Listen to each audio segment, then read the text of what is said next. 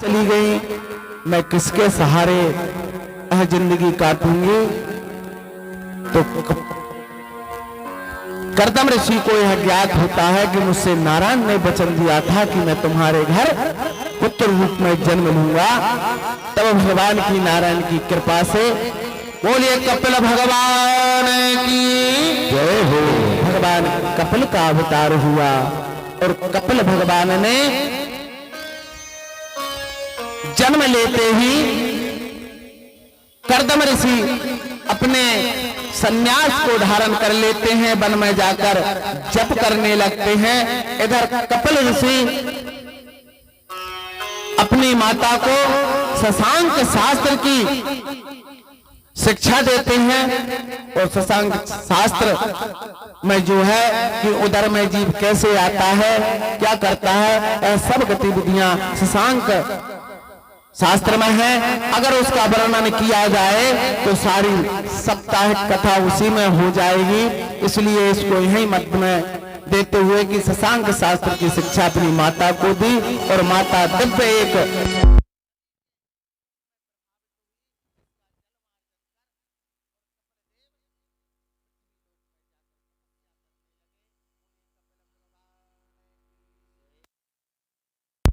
के संग लागिरे प्यारे संतन के संग लागिरे तेरी अच्छी बने संतन के संग लागिरे तेरी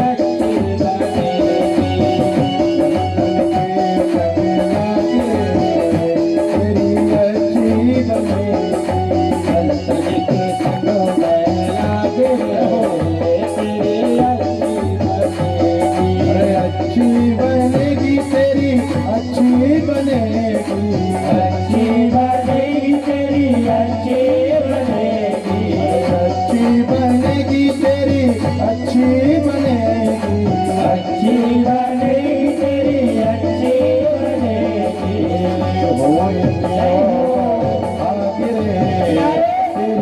अच्छी बनेगी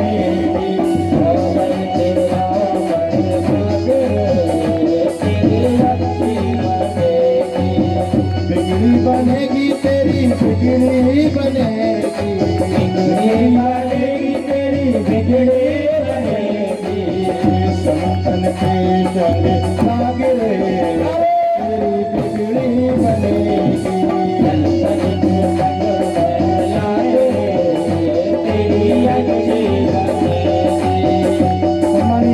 हमारे कैलाश जी यादव आए और महाराज जी का आशीर्वाद प्राप्त करें। अच्छी बनेगी तेरी अच्छी बनेगी अच्छी बनेगी तेरी अच्छी बनेगी संतन के तेरी अच्छी बनेगी संतन के तेरी अच्छी बनेगी। देखिए ऐसे आगे नहीं आएगा। अगर आप लोग भी चाहते हैं कि आप लोगों के जीवन के सारे कार्य सुलभ और अच्छे से बने, एक बार दोनों हाथ ऊपर उठाइए। अरे पीछे वालों तुम भी तो हाथ उठा ले, एक बार तालियां बजा लो। तो क्या कहना है? सम्मानीय हमारे कैलाश जी यादव ज्ञान सागर इंटरनेशनल स्कूल बमोरी कृपया आए और गुरु जी महाराज का आशीर्वाद प्राप्त करें। संतन के संग पुण्य कमाई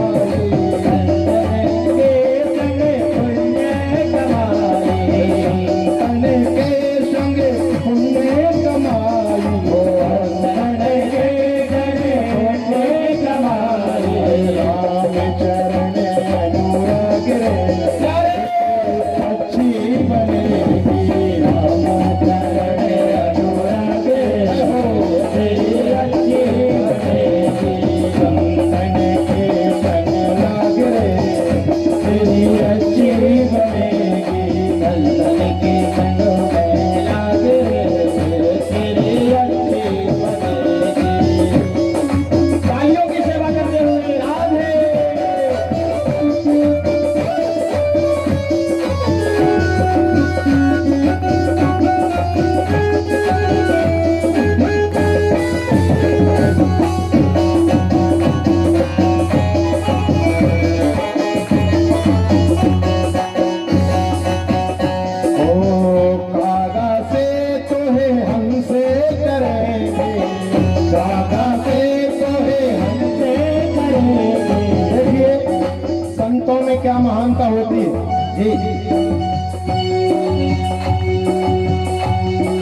दादा से तो है हमसे करे, दादा से तो है हमसे करे। और ऐसे ही हमारे बीच में संतर पधार रहे हैं सम्मानीय लाली प्रसाद जी भी शोभापुर से। आप ये मंच पर आए और गुरुजी महाराज का आशीर्वाद प्राप्त करें। दादा से तो है हमसे करे, दादा से तो है हमसे करेंगे, जाए सब साजे अच्छी बड़ी जाएंगे साजे तेरी अच्छी बड़ी।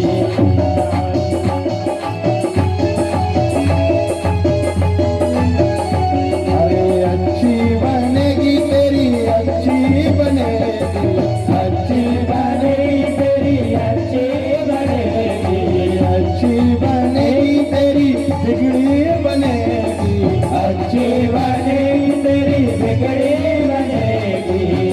संकट के संग लागे अच्छी बनेगी, संकट के संग लागे तेरी अच्छी बनेगी। और गुरु जी की बन गई प्रहलाद जी की बन गई, गुरु जी की बन गई प्रहलाद जी की बन गई, गुरु जी की बन गई प्रहलाद जी की बन गई, गुरु जी की बन गई प्रहलाद जी की बन गई।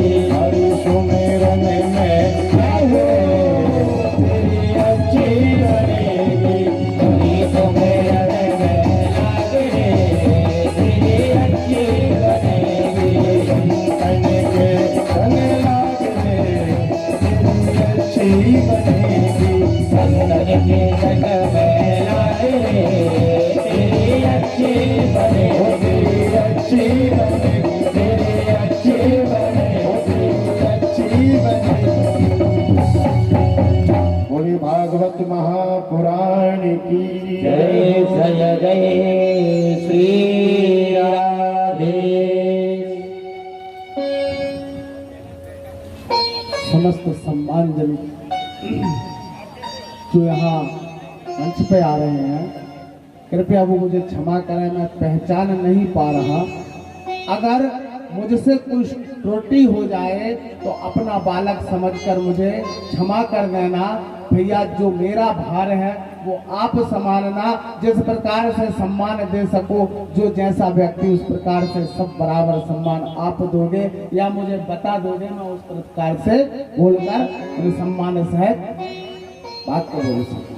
क्योंकि मेरे को पहचान नहीं कौन वरिष्ठ है, कौन ब्राह्मण है, कौन कहाँ से आए हैं, कितने वरिष्ठ हैं। अगर मंच से किसी का अपमान हो जाए तो सबसे बड़ा अपराध है, और मैं नहीं चाहता, क्योंकि मैं एक नया बालक हूं जो आपके मध्य में पहली बार आपके ग्राम में आकर और आपका आशीर्वाद ग्रहण करना चाहता हूं, आपका श्राप नहीं।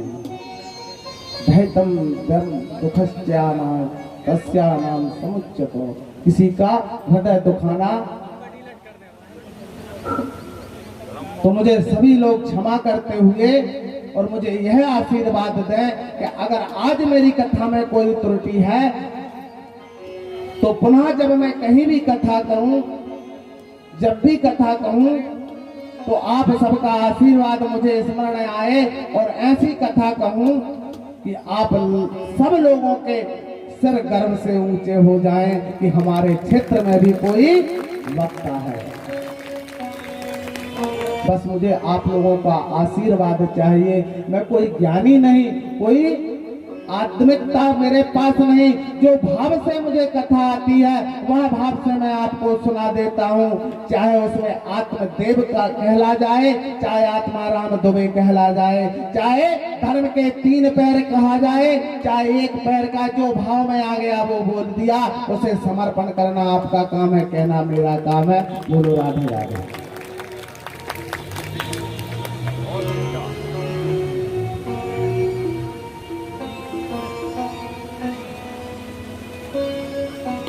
इस प्रकार से कपिल भगवान का जन्म हुआ और जन्म के वृत्तांत अपनी माता को शशांक शास्त्र का ज्ञान देते हुए और कपिल भगवान पृथ्वी लोक पहुंच गए और अपना समाधि लगा लिया।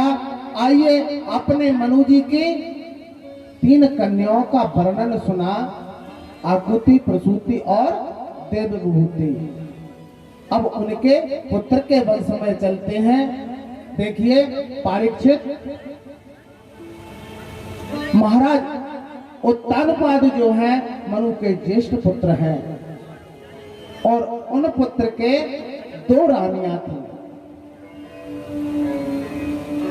किसी किसी जगह दोनों को बहन बताया गया है और किसी किसी जगह दोनों को सहेली बताया गया है।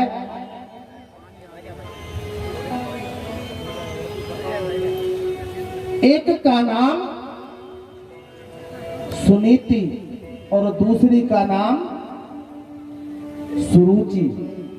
नाम का प्रभाव, सुनीति का मतलब जो नीति में नीति के कार्य करे, स्वच्छ इंद्रियों वाली, हमेशा सब पर प्रेम और दुलार देने वाली सुनीति, सबको खुश करके बाद में खुश होना सुनीति। और सुरुचि जो अपने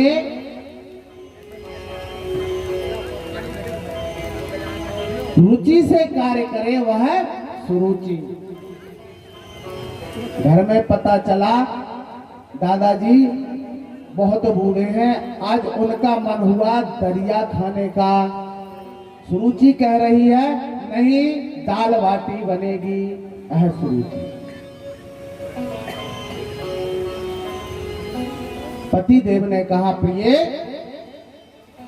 आज तो भोजन में क्या बनना है? बोले कढ़ी रोटी बनना है। नहीं कुछ नहीं, आज भोजन हमें बनाना है, आपको तो पाना है, दाल चावल ही बनेंगे। जो अपनी रुचि से चले वह सुरुचि, और जो अपनी रुचि से चलता है प्रिय बंधुओं, जो अपने स्वार्थ के लिए कार्य करता है प्रिय बंधुओं, वह जीवन में सफल नहीं होता, असफल हो जाता है। क्योंकि किसी कवि ने किया कहा है, सब हिल मिलजुल कीजहि काजा और हानि लाभ आवई नहीं लाजा।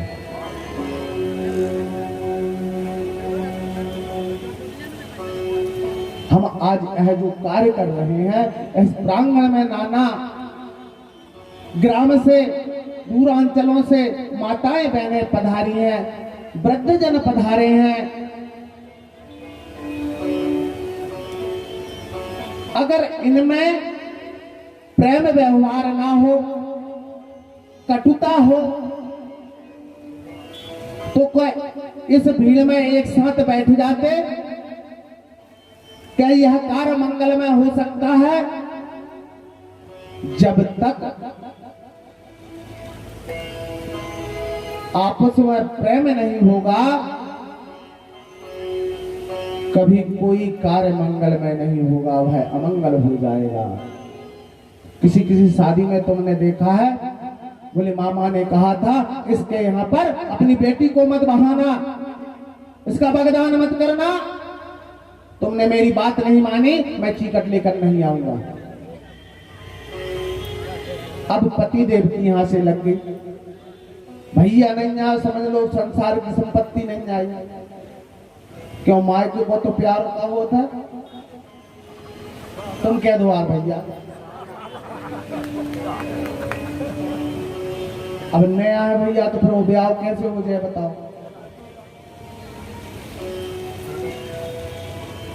इसलिए उस मामा को भी यह सोचना चाहिए कि यार मेरी भांजी का विवाह है, अगर मेरे बहने साहब ने उस घर को देखा है तो उसकी तो हृदय के टुकड़े को बहा रहा है, मेरी तो वह भांजी है। मेरी तो केवल भांजी है, वह तो अपने हृदय का टुकड़ा दे रहा है। जिस घर में उसने चुना होगा जिस वर को, वह उत्तम ही होगा। मैं इसमें पैर क्यों अड़ाऊं? पर नहीं, अपने मनतत्व गणना के लिए, अपने स्वार्थ के लिए हम कभी कभी ऐसे उद्दंड कार्य कर लेते हैं जिससे हमारी भी छवि पर धूलिमा पड़ती है और सामने वाले के भी कार्य पर धूलिमा पड़ जाती है। यह हादसा मेरे स्वयं के साथ हुआ था, इसलिए मैंने इसे वर्णन किया।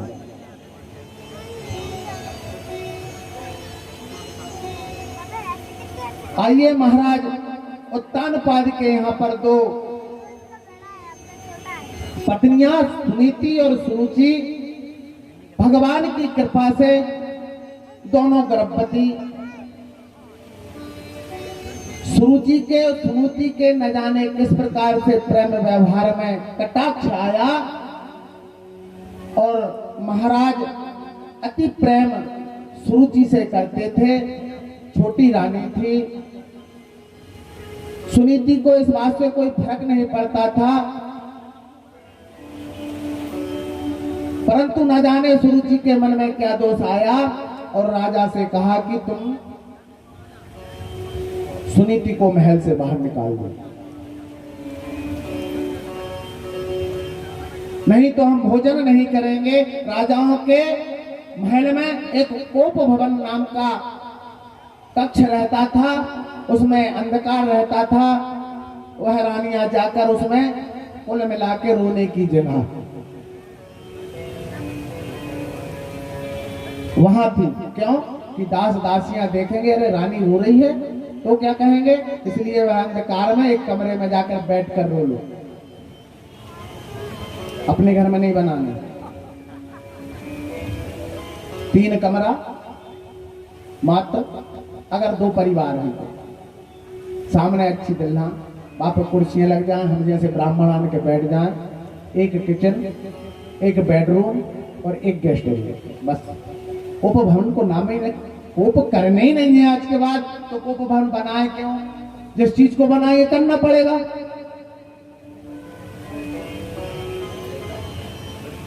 कोप भवन में बैठी सुरुचि रो रही थी। बोले बात क्या है रानी?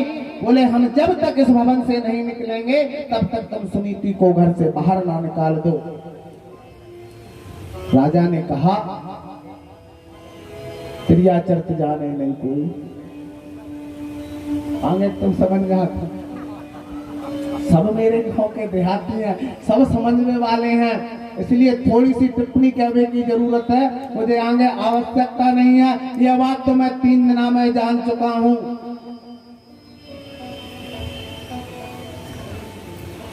सुनीति को महल से बाहर एक जो जीर्ण मकान था उसमें रहने का आदेश महाराज ने दे दिया, और महाराज का आदेश करना प्रजा का पहला धर्म है। सुनीति नीतिवान थी, इसलिए उसने अपने पति की आज्ञा का पालन किया और उस झोपड़े में जाकर रहने लगे। अपना जीवन अपन चलने लगा। भगवत कृपा से दोनों के यहाँ सुंदर पुत्रों का जन्म हुआ। सुनीति के पुत्र का नाम उत्तम रखा गया और सुरुचि के पुत्र का नाम उत्तम रखा गया और सुनीति के पुत्र का नाम ध्रुव रखा गया। जिसकी मां नीतिवान हो उसका पुत्र कैसा होगा? गुणवान, बुद्धिमान। जन्म से ही उस बालक के ऐसे नक्षत्र पड़े कि वह अपनी मात्र का प्रिय भक्त बना, और जब वह तरुण अवस्था में आया, जब बालक रूप में आया, ग्राम के बालकों के साथ वह खेल रहा था, तो गांव के कुछ ऐसे होते हैं गांव के लोग लड़के, बोले यार हमारे पापा जी का नाम फलाने आदमी, जे पटेल, वे पटेल, और ये तेरे पिताजी का नाम बेचारे पता ही नहीं, बताए का। 1 दिन भाई 2 दिन भाई मोड़ थपड़ियां बोल लगी। ध्रुव जी आए, रोते रोते अपनी माँ से कहने लगे, माँ मुझे ये बता दो कि मेरे पिता कौन है। आज माता का करेगा फटकर तो हो गया।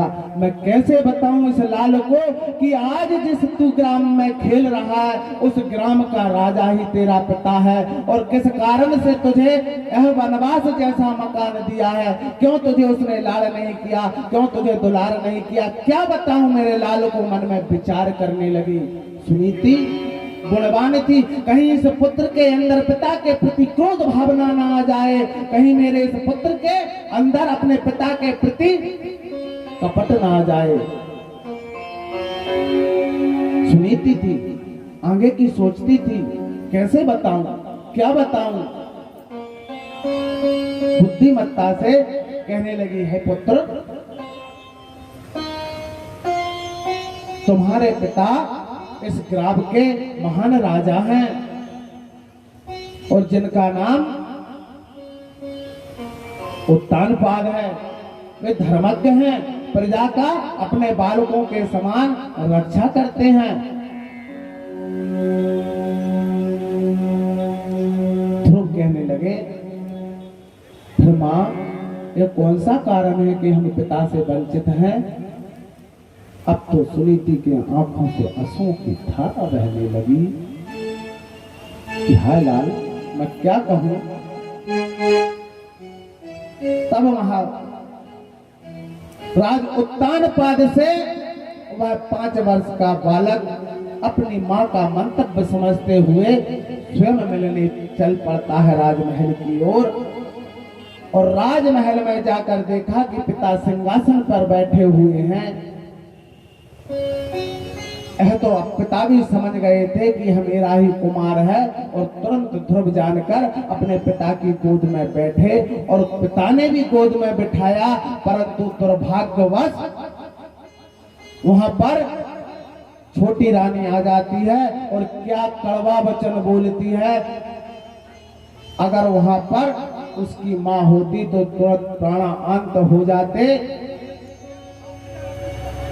ध्रुव का हाथ पकड़ा और महाराज की गोद से उतार कर महल से बाहर करने लगी और कहने लगी, है ध्रुव, अगर महाराज की गोद में बैठना है तो पहले सूरज की गोद से जन्म लेना पड़ेगा।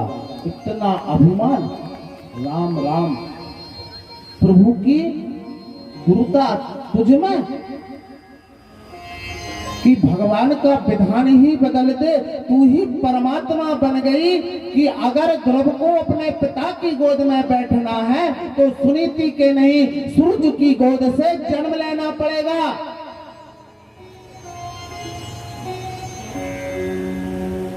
महाराज वचनबद्ध थे, कह नहीं सके, प्रेम में आसक्त थे। ध्रुव रोता हुआ अपनी मां के पास आ गया और कहने लगा, रो रो के कहे, रोए रोए कहे ध्रुव महाराज, महाराज मैया मोहे मौसी न मारो।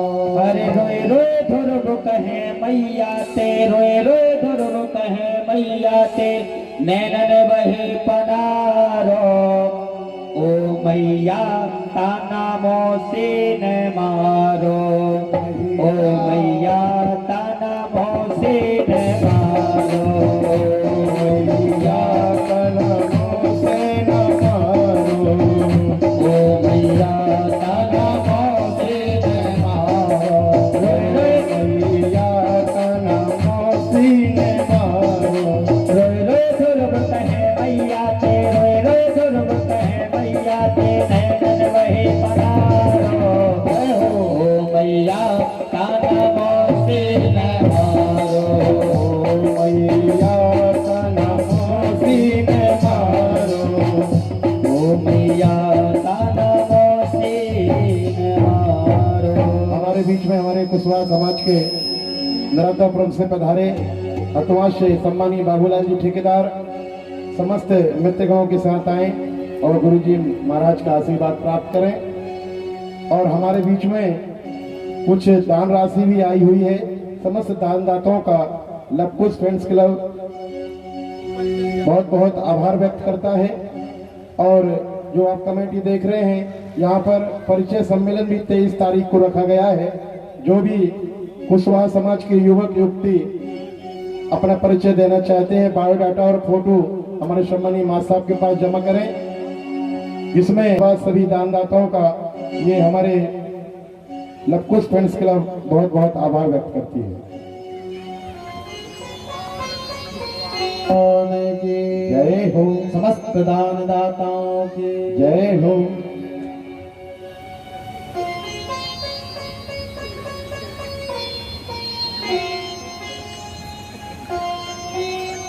जब महाराज ने कुछ ना कहा और ध्रुव रोते हुए अपने माँ के पास आए तो माता से कहने लगे, मैया मुझे आज मौसी ने मारा,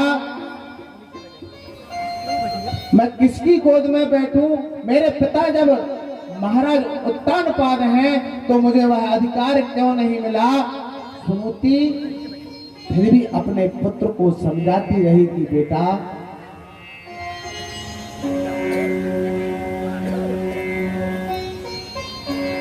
भगवान ही तुम्हारे पिता हैं और भगवान की ही गोद में बैठना है। यह बात घर कर गई उस 5 साल के बेटे को। तो वह पुत्र कहने लगा, माँ भगवान किसे कहते हैं और भगवान कहाँ रहते हैं? हरि व्यापक सर्वत्र समाना और प्रेम प्रगट भयो बोले लल्ला, जहां प्रेम से परमात्मा को पुकारो वहीं पर परमात्मा प्रकट हो जाएंगे। हर आत्मा में ही परमात्मा है।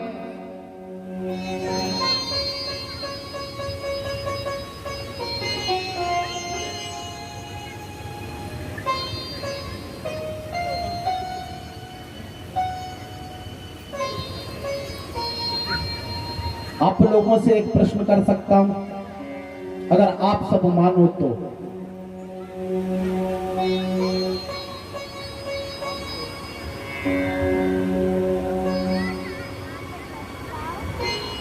मैं 3 रोज से एक मन में विचार कर रहा हूं, ये जो भूमि पर मैं बैठा हुआ हूं, यह भूमि अति उत्तम भूमि है। एक व्यक्ति के लिए यह बात नहीं, समस्त शोभापुर क्षेत्र के लोगों तक यह बात पहुंचाई जाए कि इस भूमि पर अगर सुंदर सत्संग भवन बन जाए, सुहागपुर, शोभापुर, पिपरिया, जहां जहां भी आपके रिश्तेदार हो इस ग्राम के, इस शहर के, जो भी इसमें दान राशि देने चाहें, और जितना बड़ा यह पंडाल बना है मात्र इतना ही बड़ा सत्संग भवन बन जाए, और उस सत्संग भवन में प्रतिवर्ष कोई भागवत नहीं, मात्र मानस सम्मेलन करते जाओ, तो यह क्षेत्र के जितने भी बालक हैं सब सुधर जाएंगे और यहाँ पर श्री रामचरितमानस की धारा प्रभावित हो जाएगी। क्योंकि वाल्मीकि ऋषि, अगर व्याकरण में पूछा जाए तो पंचम वेद श्रीमद् भागवत को कहा गया है, और अगर तुलसीदास जी ने कहा जाए तो श्री रामचरितमानस को पंचम वेद कहा गया है। और जब उस पंचम वेद की धारा प्रभावित होगी तो इस क्षेत्र में सनातन धर्म क्या जयकारा गूंज उठेगा। हर एक के घर राम जैसा पुत्र हो जाएगा, सीता जैसी बहू हो जाएगी और कौशल्या जैसी माता हो जाएगी। अगर बंधुओं प्रिय तुम लोगों को यह बात लगे तो अगले वर्ष मात्र मुझे उस मानस सम्मेलन में देखने और सुनने के लिए बुला लेना। मैं यह समझ लूंगा कि मेरी उस वर्ष की दक्षिणा इस वर्ष पूरी हो गई और यहाँ पर सत्संग भवन बनकर तैयार हो गया। देवालय में जाने से, सबकी सम्मति से मैं ये नहीं बोल रहा, मुझे ये पता नहीं है कि ये धरा किसकी है, पर ये धरा बड़ी उत्तम है, मुझे अच्छी लगी इसलिए बोल दिया। मुझे ये पता नहीं है धाम किसका है, ये जमीन किसकी है, किसके पास है। और सर्वप्रथम एक बात और मैं आप लोगों को बता दूं, बुरा मत मानना, इस ग्राम में सबसे, वो भी मुझे आज ही पता चला है, यह मुझे पहले पता नहीं था। सबसे उत्तम बात यह है कि इस ग्राम के, इस शहर में, वो गांव का आदमी इसलिए ग्राम आ जाता है, इस भूमि पर ऐसे विद्युत कर्मठ जो शास्त्र को जानने वाले, शास्त्र प्रज्ञाता, वेद को समझने वाले, यज्ञों के महाराज, यज्ञ सम्राट, महान ग्रस्त संत, गुरुजी का जहां स्थान है, उस ग्राम में अगर हर वर्ष प्रति वर्ष ऐसे सत्कर्म होते रहे और उनकी यह प्रजा धर्म में परायण हो जाए, तो इस धरा भूमि की तो छोड़ो बात, इस क्षेत्र का कल्याण हो जाएगा बंधुओं, इस क्षेत्र का कल्याण हो जाएगा। और सर्वप्रथम एक बात आप तय कर लें, अभी मैं देख के आया, इसमें कोई गलत बात नहीं है, मंदिरों की अवस्था थोड़ी जीर्ण है, उस पर आप जो जैसा लगे वह व्यवस्था जमा कर और मंदिरों की व्यवस्था को। अब एक बात बताओ मेरे लिए कि आपके घर में टाइल्स लगे और बाउंड्रियों पर स्टील की जालियां लगी हैं, आपके घर में कांचों के बर्तन रखने के लिए कांच लगे हैं, और परमात्मा के घर में धोसा लगा है, शोभा देगा? नहीं देगा। पहले जिसने हमें इस धरा पे भेजा, जिसने हमें उस महल में रखने के लिए हमें जो धन दिया, उस धन से 10वां अंश धन लेकर पहले उसका महल बना दो, हमारा महल तो अपने आप वही बना देगा, इसमें कोई दो राह नहीं है बंधुओं। इन व्यवस्थाओं को देखो, यह धर्म है। आज पहली बार मैं मंदिर में गया, मैंने देखा, आगे आप लोगों का मत, आप खुद ज्ञानवान हो, बुद्धिमान हो, जो जैसा कार्य कर सको वह सब सक्षम हो करने के लिए। आइए प्रसंग पर चलते हैं। महाराज ध्रुव माता से पूछते हैं कि माता भगवान कहाँ रहते हैं, परमात्मा किसे कहते हैं, कैसा उनका स्वरूप है। तब मां कहने लगी, बेटा परमात्मा का स्वरूप जैसा मन में धारण कर लो वैसा स्वरूप है, जहां पुकारो वहां आ जाते हैं। मुखारविंद से इतना निकल गया कि बेटा परमात्मा वन में रहते हैं।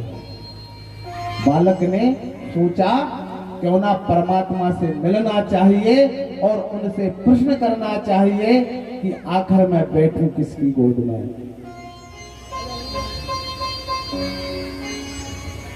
अर्धरात्रि में मां को प्रणाम किया बालक ने। 5 वर्ष का बालक, क्षत्रिय बालक था, नृणता से भगवान का खोज करने निकल पड़ा। चलते चलते महान संत ब्रह्मा के मानस पुत्र नारद जी रास्ते में मिल गए और कहा कि यह बालक है, डर जाएगा, पर नहीं, बालक कर्मठ था। कहा बेटे कहाँ जा रहे हो? बोले भगवान को देखने जा रहा हूँ। बोले ये पता है कहाँ रहते हैं? बोले मुझे नहीं पता, पर माँ बोल रही थी वन में रहते हैं। बोले वन में बड़े बड़े व्याघ्र रहते हैं, सांप रहते हैं। बोले जब भगवान रहते हैं तो वह सांप और व्याघ्र मेरा क्या करेंगे? मैं तो भगवान के पास जा रहा हूँ। जब भगवान वहां होंगे तो यह मेरा कुछ नहीं बिगाड़ पाएंगे। नाना प्रकार से उस बालक को इतना डराया, पर धन्य है वह सुनीति का बालक। मन में कठोर तप का विचार लेकर परमात्मा से मिलकर ही रहूंगा, यह विचार कर और वन की ओर चल दिया। नारद जी भी समझ गए कि नहीं, चेला परपक्व है कि बेटा बगैर गुरु के भगवान नहीं मिलते। यह बात बिल्कुल वास्तव में सत्य है कि गुरु गोविंदो खड़े काके लागू पाए और बलिहारी गुरु आपकी तो गोविंद दियो बताओ। गुरु वह दरवाजा है जो गोविंद तक पहुंचने का। इसीलिए गुरु को गोविंद से बड़ा क्यों कहा है? परमात्मा से बड़ा तो कोई भी नहीं, पर एक उपमा दी है कि गुरु गोविंद से भी बड़ा इसलिए है कि वह गोविंद का साक्षात्कार करा देता है। वह गुरु है, अंधकार को हटाने वाला, ज्ञान का प्रकाश करने वाला वह गुरु है। पर आजकल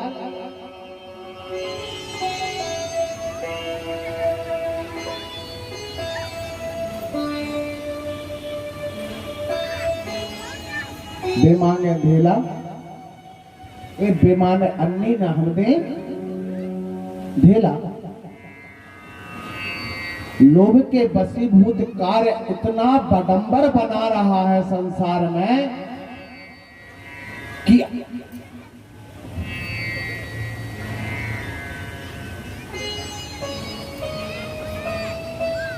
लोभ के वशीभूत इतना बडंबर बना रहा है संसार में कि आजकल मानव हर कार्य को सोशल मीडिया पे कर रहा है। तुमने देखा होगा, अगर एक अनाथ के लिए वस्त्र लेके जा रहे हैं तो 4 जने उसमें हाथ लगा रहे हैं। शर्म नहीं आई कि 4 जनों ने एक वस्त्र कैसे उसको दान में दे दिया होगा? उसका दान कर रहे हो या उपहास कर रहे हो कि हम 4 जने मिलकर 100 रुपए का साल 4 जनों ने मिलकर दिया, 25 मैंने मिलाए, 25 इसने मिलाए, 25 इसने मिलाए, जब जाकर 4 ने देकर उसको 1 साल दिया कि एक के पास में 100 रुपए नहीं थे जो साल दे दे उसे। यही आया सोशल मीडिया पे। या तो एक ने एक केला दिया खाने को, 8 जनों ने उस केले में हाथ लगाए, एहसान है।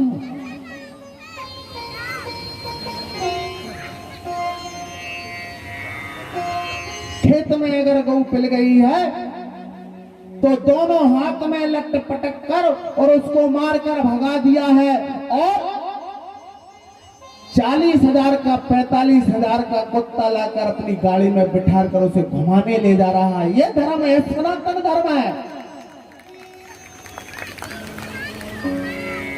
आज विवाह का कोई कार्यक्रम हो रहा है तो सलाह सालू भाई की ली जा रही है। घर के भाई से ये भी नहीं पूछा कि तूने उस बेटी को देखा है या उस बेटा को देखा है कि नहीं। अपनी रिश्तेदारी हो रही है, नहीं, पहले सालू भाई से पूछा जा रहा है। यह धर्म है। 15 दिन पुरखों के मारे कग्गा बाप बनाए, जियत बाप के लाते मारे, गंगा नहावे जाए। अरे बंधुओं,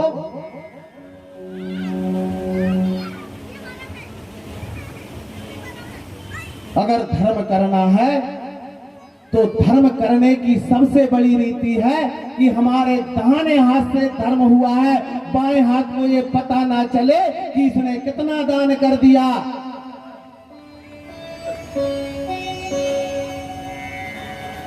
भोजन करो माँ के हाथ का, चाहे जहर क्यों ना हो। मार्ग रंगो सीधा, चाहे फेर क्यों ना हो। और सलाह मानो भाई की, चाहे बैर क्यों ना हो। कभी वो तुम्हारे साथ दगा नहीं करेगा, पहले समझ आएगा तुमको बताएगा कि यह मार्ग गलत है भैया, भले कितनी भी लड़ाई हो।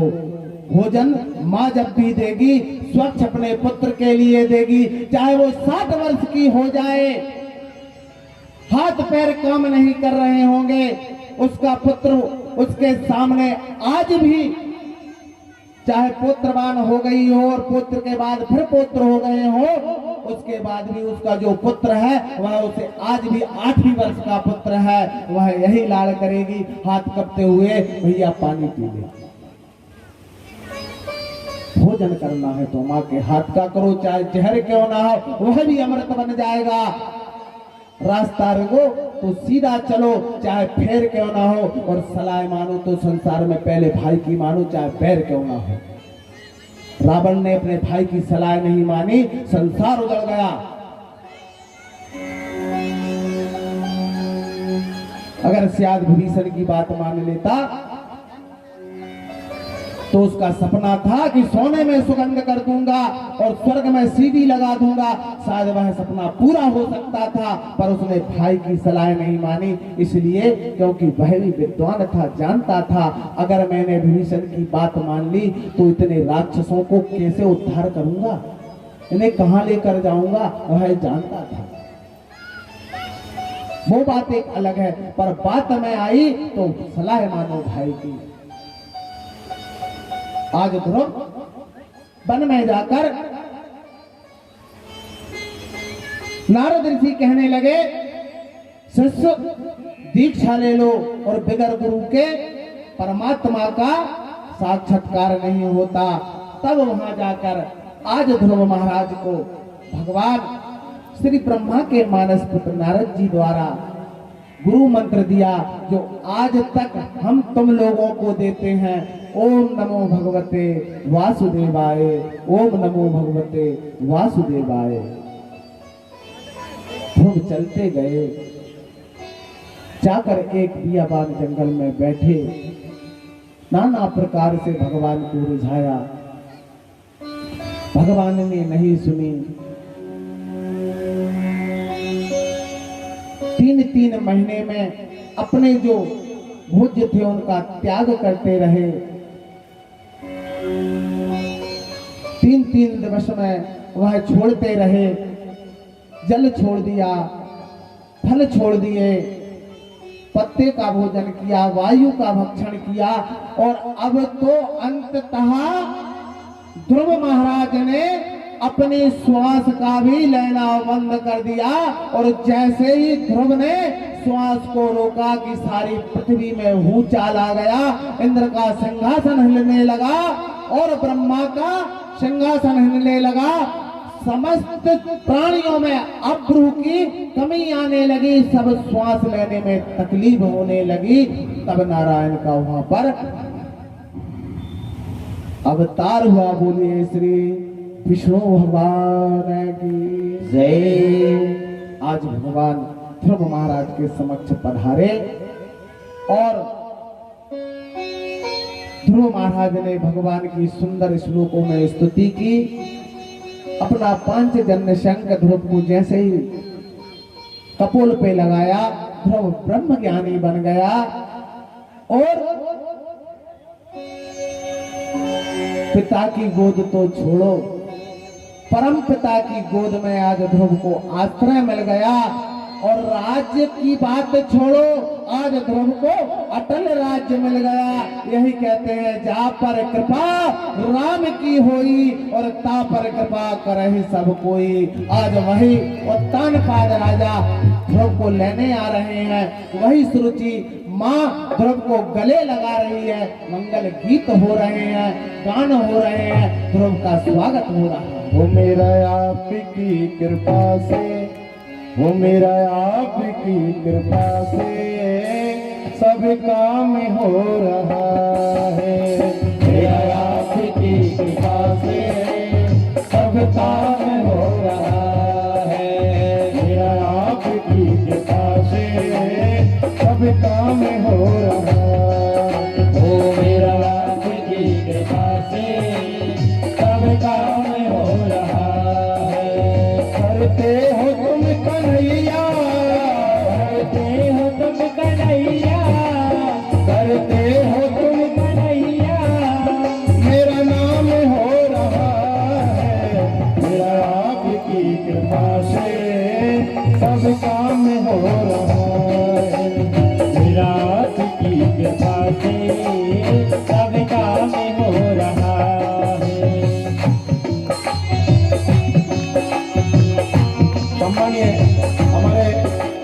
बुद्धि प्रकाश जी शर्मा जी, सम्मानित बुद्धि प्रकाश शर्मा जी आए। शंकर मंदिर वाले गुरुदेव जो सामने बैठे हैं, कृपया मंच पर आए, गुरु जी महाराज जी का आशीर्वाद प्राप्त कराएं। मेरा आपकी कृपा से सब काम हो रहा है, मेरा आपकी कृपा से सब काम हो रहा है। ओ करते हैं भोले बाबा, करते हैं भोले बाबा, करते हैं। क्योंकि हमारे शंकर मंदिर जो पास में है, भगवान भोलेनाथ की विशेष कृपा है नगर पर। करते हैं भोले बाबा, करते हैं भोले बाबा, करते हैं भोले बाबा। मेरा नाम हो रहा है, मेरा आपकी कृपा से सब काम हो रहा है, मेरा आपकी कृपा से सब काम हो रहा है। पतिवार के बिना ही मेरी नाव चल रही है हो, सत्यवार के बिना ही मेरी नाव चल रही है। सत्यवार के बिना ही मेरी नाव चल रही है। सत्यवार के बिना ही मेरी नाव चल रही है। हैरान है जमाना, मंजिल भी मिल रही है। हैरान है जमाना, मंजिल भी मिल रही है। ओ तेरी दया से अब तो एक बार दोनों हाथों पर उठाइए। जिस चीज का काम उसकी कृपा से चल रहा है वही हाथों पर उठाएंगे, और जिनका काम उन्हीं की कृपा से चल रहा है वो दोनों हाथ नीचे करे रहेंगे। दोनों हाथों पर उठाइए। वो तेरी बदौलतों ही हमारे गृह संत सम्मानीय मुक्तल जी महाराज जी पधार रहे हैं। आपको अध्यक्ष यज्ञ नारायण की उपाधि प्राप्त हुई है और हम चाहते हैं कि आप मंच पर आए।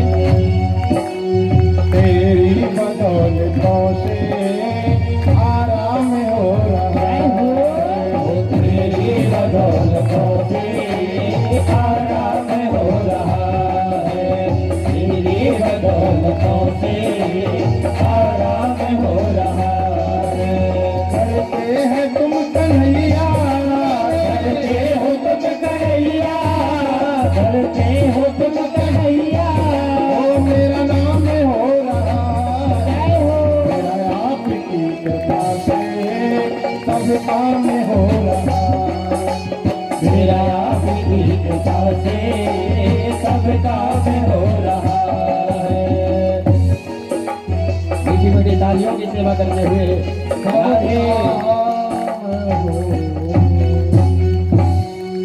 आज मेरा बड़ा सौभाग्य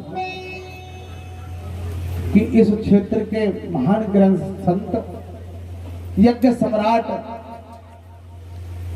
आज मुझे आशीर्वाद देने मंच पर आ रहे हैं। मेरा बड़ा सौभाग्य है क्योंकि मैं एक तरफ से बहुत बड़ा अभागा हूं कि आज मेरे सर पर मेरे पिता का हाथ नहीं, आज संत जी के द्वारा मुझे मेरे पिता का हाथ का आशीर्वाद प्राप्त हो।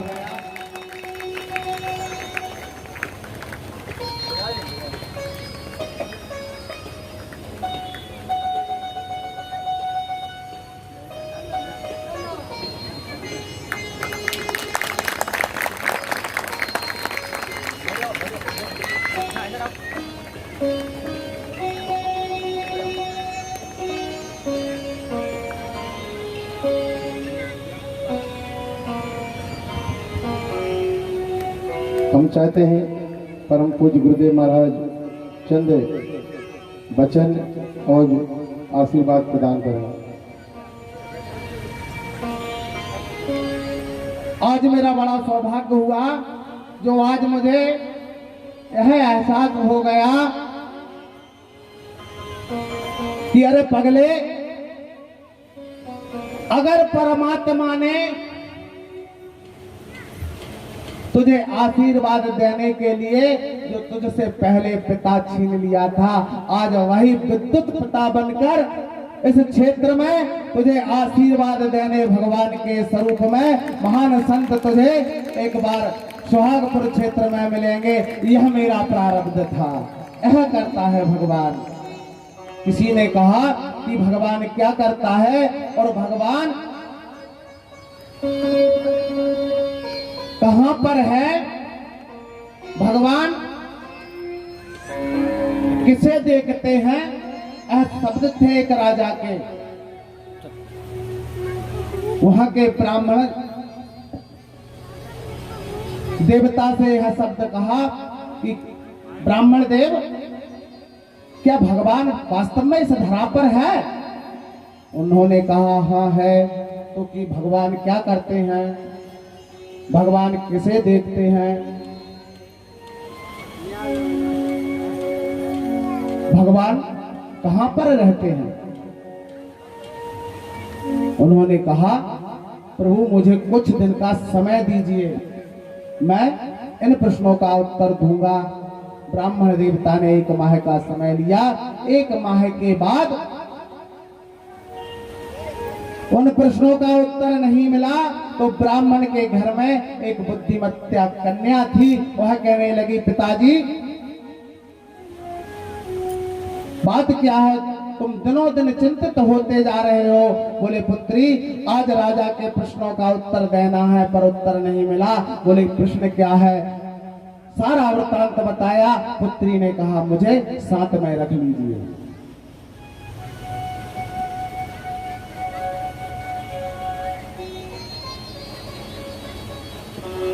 पुत्री राजमहल में पहुंची और राजमहल में पहुंचकर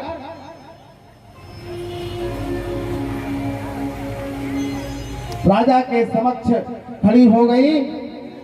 राजा ने कहा ब्राह्मण देवता, वह प्रश्नों के उत्तर तुम लेकर आए हो। ब्राह्मण कहने लगे हाँ प्रभु, लेकर आया हूं राजन, मेरी कन्या उन प्रश्नों का उत्तर देंगे।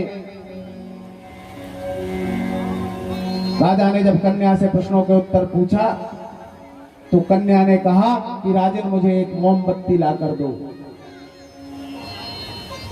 एक मोमबत्ती मंगाई, उसमें आग जलाई और आग जलाते ही उस मोमबत्ती की तरफ देखने लगी और राजा से कहा हे राजन,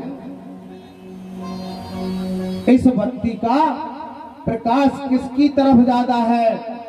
राजा कहने लगे लली, ये तो चारों तरफ इसका प्रकाश एक सा है। बोले राजन, तुम्हारे पहले प्रश्न का उत्तर है इसी प्रकार भगवान चारों तरफ देखते हैं, किसी एक की तरफ नहीं देखते। बोले भगवान कहाँ रहते हैं और क्या करते हैं। बोले राजन, मुझे दुग्ध चाहिए।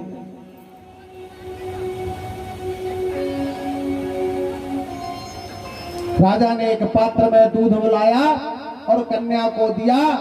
कन्या अपनी अनाम की उंगली से उस दुग्ध को घुमा रही थी। थोड़ी देर के बाद राजा कहने लगा कि बेटा क्या कर रही हो। बोले राजन, मैं इसमें घृत निकाल रही हूं। बोले बावली हो गई हो।